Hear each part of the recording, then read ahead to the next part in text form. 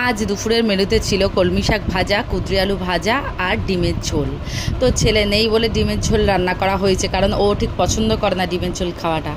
আর আমার তো খেতে ভালোই লাগে, তো আমি ভাবলাম ও নেই, তাহলে ডিমের ঝোলই রান্না করি। তো ডিমের ঝোল রান্না করলে আমার দুটো ডিম মাস্ট, আমার দুটো ডিম চাই দুপুরেই।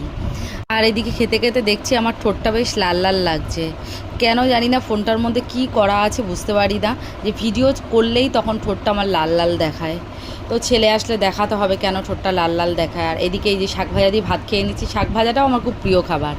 আর এখানে বর দিয়ে দিয়েছে দুটো ডিম, আর ওখানে বক বক করছে যে এই গরমের মধ্যে দুটো ডিম খাবে, শরীর খারাপ করবে। কিন্তু আমি বললাম যা হয় হোক গিয়ে, তুমি দাও, দুটো ডিম ছাড়া আমি ভাত খাবো না।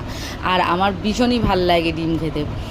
আর আমার মতো নিশ্চয়ই অনেকেই পছন্দ করো দুটো ডিম দিয়ে ভাত খেতে। আমি না যখনই দুপুরে ভাত খাই, আমার দুটো ডিম ছাড়া আমার হয় না, কারণ আমি ভাতের সাথে ডিম ভরিয়ে ভরিয়ে খাই, তো আমার তাই ডিমটা একটু লাগে। আর আমার ভালো